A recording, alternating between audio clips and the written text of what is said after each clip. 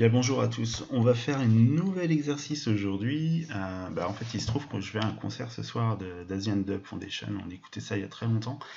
Et du coup, j'ai fait une petite recherche sur Internet par rapport au logo. Et l'idée, c'était de se faire, de reprendre le logo et de faire un G-code avec ça en vue de le découper en laser sur du vinyle adhésif pour pouvoir se coller ça quelque part ce soir au concert. Voilà l'idée. Donc, la recherche sur Internet, voilà, je vois le t-shirt avec les attaches au niveau des trous là, des zones vides au niveau du A et du D, donc ça c'est super. J'ai récupéré du coup le logo d'image, donc on va enregistrer ça. On va enregistrer ça. Donc, hop, sur mon deuxième bureau, parce que j'ai géré des bureaux. Hop, tac. Et du coup, l'idée c'est d'utiliser Inkscape pour travailler l'image. Alors, bureau, hop, je récupère cette image là, je vais l'agrandir un petit peu. Donc pour agrandir, si j'agrandis en tirant, on voit que ça bouge dans tous les sens. Donc pour éviter ça, on appuie sur CTRL et du coup ça garde la proportionnalité. Donc ça c'est fait. Ensuite, l'image est sélectionnée, on va dans chemin de vectoriser le bitmap. Et là, donc il y a plusieurs options. Pour y voir quelque chose, on appuie sur aperçu en direct. Et donc là, il y a des seuils de luminosité, détection des contours, niveau de luminosité, couleur. Donc moi, je crois que j'avais démarré avec ça, tout simplement. Donc je valide. Il ne se passe pas grand-chose au niveau de la fenêtre, mais c'est fait en arrière-plan, donc on peut supprimer ça. Et là, ce qu'on voit, c'est qu'on a deux images. Donc celle qui est au-dessus, c'est la dernière qu'on a modifiée, donc c'est le bitmap vectorisé. Donc on va supprimer l'ancienne. Donc là, il faut installer un petit plugin au niveau d'Inkscape, donc une extension qui est la JTech Photonic Laser Tool. Donc je vous laisse aller sur leur site, vous faites JTech Laser G-Code sur Google et puis vous tomberez sur le plugin que vous pourrez installer après dans votre dossier Inkscape. Tout le tuto est en ligne. Donc en sélectionnant ce module, on peut voir un certain nombre de paramètres. Donc moi j'ai mis les paramètres qui m'allaient bien, notamment, mais c'est pas très important parce qu'en fait on va retravailler le G-code. Donc je résume. Désolé, ce plugin va générer donc un fichier G-code à partir donc de la vectorisation qu'on vient de faire. Mais en fait, on va retravailler dans Kanban derrière. Donc on s'en fout un petit peu des paramètres. Par contre, les paramètres sont importants si vous voulez utiliser directement le G-code généré par ce truc-là sur votre machine. Moi, c'est pas le cas. Je préfère à chaque fois le retravailler sur Kanban pour être sûr que tout se passe bien comme j'ai envie, quoi. Donc, le nom du fichier et le dossier. Donc le dossier, ça c'est un peu pénible parce qu'il n'est pas mis en... Il n'y a pas de bouton à parcourir. Mais sinon, l'astuce, c'est que vous ouvrez un Explorer, vous allez chercher vos fichiers qui vont bien. Donc là, je navigue, moi je le mets dans laser. Et donc, une fois que vous avez tout l'affichage du chemin, vous pouvez copier l'adresse en tant que texte. Revenir du coup dans Inkscape. Et là, vous sélectionnez CTRL-A pour tout sélectionner, CTRL-V. Et donc, voilà, c'est enregistré. Le nom du fichier, n'oubliez pas de mettre la petite extension .nc ou l'autre type d'extension pour votre fichier G-code. Vous pouvez ajouter ou pas un suffixe numérique. Moi, je ne le fais pas parce que je vais en faire qu'un seul. Et du coup, j'applique. On voit qu'il travaille. Il vient de générer le G-code dans le dossier qui va bien. Je peux fermer ça. On va aller vérifier. Donc, le dessin ADF que j'ai appelé, il est bien ici. Et du coup, ce fichier-là, je vais pouvoir l'ouvrir directement dans Kanban. Pour ça, je le chope, on l'envoie dans Kanban et bingo, on voit qu'il y a toute la... Alors, on voit le dessin, mais en fait, c'est pas... il n'y a pas de forme, il n'y a pas de polyline, il n'y a rien du tout au niveau de Kanban. Il y a simplement le G-code. Par contre, il y a une astuce géniale dans Kanban, c'est que clic droit là-dessus, on voit convertir les parcours d'outils en géométrie. Et là, ça change la vie. Tac. Ce que j'avais avant, c'était uniquement un fichier G-code. Ce que j'ai maintenant, c'est la polyligne. Et donc le fichier G-code, l'ancien, je peux le supprimer, ça m'intéresse plus.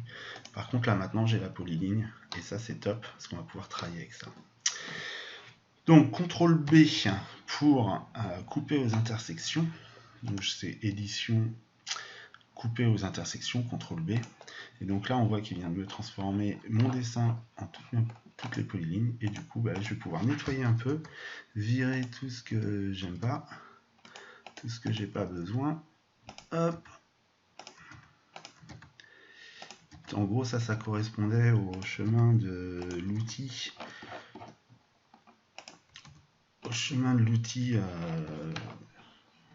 Pour aller d'une zone à l'autre, hein, d'une polyligne à l'autre. Donc ça, je supprime. Voilà, là c'est clean. Sauf que si je découpe ça, donc on voit si par exemple je découpe cette zone-là, et bien, ou plutôt celle-ci, elle va être toute vide, hein, parce que l'idée c'est de faire un autocollant. Donc il va falloir que je crée des attaches en fait, pour que cette zone-là, que je veux rester pleine, ça sera découpé, cette zone, tout ça sera découpé, sera ouvert. Et donc du coup celle-ci elle va se balader. On peut voir ça donc sur l'image.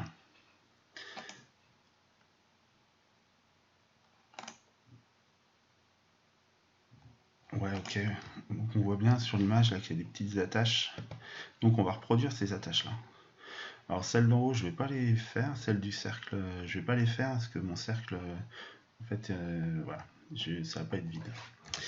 Donc on retourne en Kanban. On va se dire qu'on va se prendre un petit rectangle d'une longueur de, allez, 40 pour le premier. Et par contre, je vais prendre 2 mm. Je me dis que 2 mm, ça va suffire.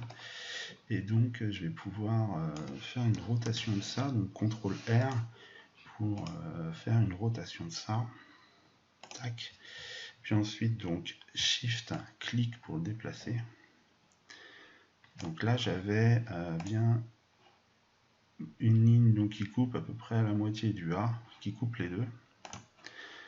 Donc là, c'est pas mal. Je peux peut-être lui mettre 3 mm. Ce sera pas pire. Ça tiendra mieux quoi la tâche. Puis ce que je vois, c'est qu'il y a une attache aussi là, presque à l'horizontale. On va la faire. J'ai dupliqué mon rectangle. Par contre, je n'ai pas besoin qu'il soit aussi grand que ça. Je pense que 15 mm ça devrait suffire. On va peut-être mettre 20 quand même. Tac.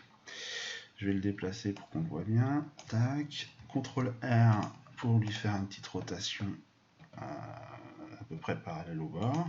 Et donc là, je le redéplace, nickel. Donc l'idée, ça va être de couper aux intersections et puis de faire un truc clean pour que ici, en fait, ça raccroche en fait ma zone du milieu. Donc là, le A il est fait. Et le D, j'en ai une en bas, une de chaque côté. Et moi, je vais en faire une troisième pour être sûr que ça tienne bien. Donc je vais prendre celui-là.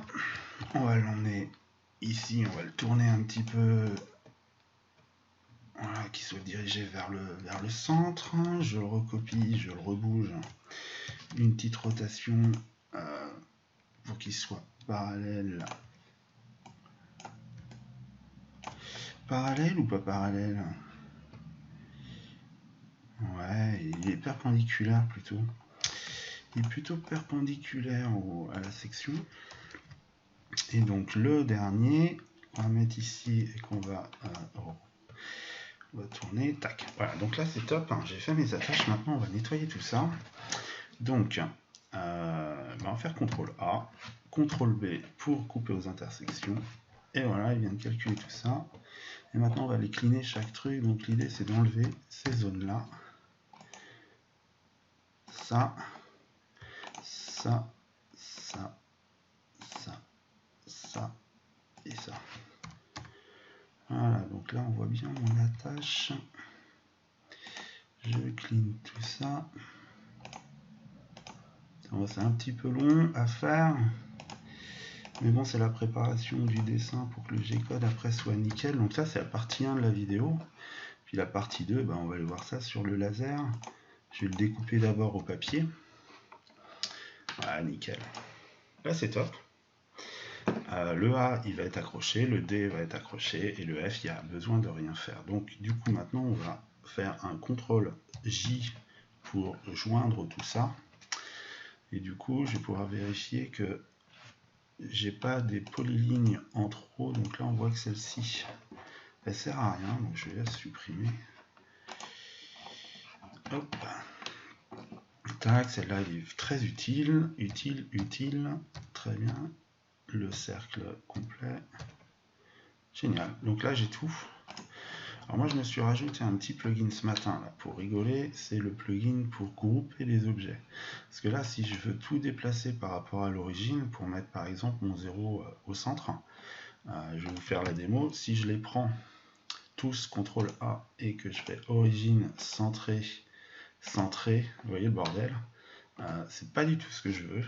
Donc l'idée en fait, c'est que j'ai un CTRL A, et avant de déplacer, je vais grouper tout ça. Donc là, c'est un plugin de Kanban.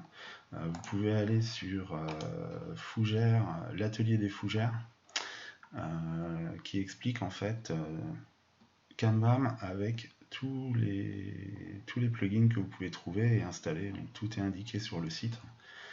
Hop. Et du coup, donc j'ai sélectionné toutes mes polylignes, je les groupe donc avec ce petit bouton là. Tac, on voit qu'il m'a ajouté info groupe 1. Et donc là, on voit que si je sélectionne n'importe lequel, de toute manière, à la fin, j'ai que le groupe. Et donc, si je centre tout ça sur mon origine, j'ai pas de déplacement des trucs entre elles. Donc là, c'est génial. J'ai toujours pas enregistré mon truc. Donc, je vais l'enregistrer ici. Hop. Et du coup, maintenant, je vais pouvoir faire ma gravure selon mon style de gravure que j'ai déjà préprogrammé, sachant que je vais mettre en 800, ça va être super, en vitesse 800.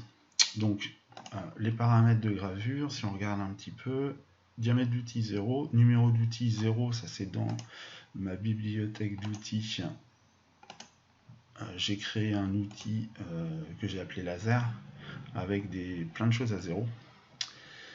Donc j'utilise ça. Ensuite, donc diamètre 0, pardon, il faut que je me mette ici. Vitesse de rotation, ça c'est pour la puissance en fait du laser. Alors moi sur mon laser, j'ai pas encore fait la modulation de puissance, je suis en on-off, je suis juste sur le TTL, ça allume ou ça éteint. J'ai pas réglé ça encore comme problème, on progresse petit à petit. Vitesse d'avance donc 800, donc ça ce sera par rapport au déplacement donc XY de la tête de laser. Incrément de passe 0,1. Plan de dégagement 0, du coup il n'y a pas besoin qu'il monte et qu'il descende à chaque fois qu'il a attaqué une nouvelle zone dans le J-code. Profondeur finale moins 0,1, parce que du coup c'est quasiment rien. De toute manière, j'ai créé un post-processeur spécial donc pour mon laser, et du coup il annule en fait tous les aides pour le remplacer par l'allumage du laser, et dès que ça remonte, il éteint le laser. Donc là, je peux faire mon parcours d'outils. Donc je suis en 0,1. Donc on le voit, mais voilà, c'est très, très discret, très, très soft. Il y a un truc que j'ai pas fait avant, c'est que j'ai pas réglé la taille. Donc là, la taille, il fait 15 cm mon truc. Donc je vais le faire à 100 mm. Donc il faut que je recalcule mon parcours d'outils. Et du coup, je vais pouvoir créer mon J-code. Que je vais le faire à 100 mm. Alors, non, je vais pas en prendre celui-là, je vais prendre celui d'avant. Donc 100 mm. Et puis je vais m'en faire un aussi à 200 mm. Donc 20 cm. Tac. Et donc je lance le G-code. Que je veux pas écraser le fichier existant, je veux enregistrer un nouveau. Parce que c'est à 200 mm. Et voilà. Donc, en résumé, eh bien, on avait une idée. On a été sur Google pour trouver des modèles. Donc là, moi, j'ai trouvé le modèle du t-shirt, le modèle du logo. J'ai enregistré l'image. J'ai été sous Inkscape où j'ai pu vectoriser l'image pour ensuite appliquer le plugin JTech Laser G-Code pour générer un G-Code bidon, mais avec la forme, super important, que j'ai réinstallé dans CanBAM. On a travaillé le G-Code pour convertir en géométrie. Ensuite, on a trayé la géométrie et ensuite, on a recréé la gravure donc pour avoir notre G-Code final. Bon, c'est un petit peu laborieux, un petit peu long, mais franchement, vous allez voir après, le résultat est franchement génial. Et puis du coup, libre après à notre imagination pour trouver plein d'autres trucs sympas. Vous voyez, c'est pas les idées qui manquent, il y a pas mal de trucs dans les tuyaux. Bon, voilà, je vous abandonne là. Prochaine vidéo, ce sera la découpe laser de ce truc là. On va continuer. Merci à vous, bonne journée, et puis éclatez-vous à faire des dessins, et à bientôt. Au revoir.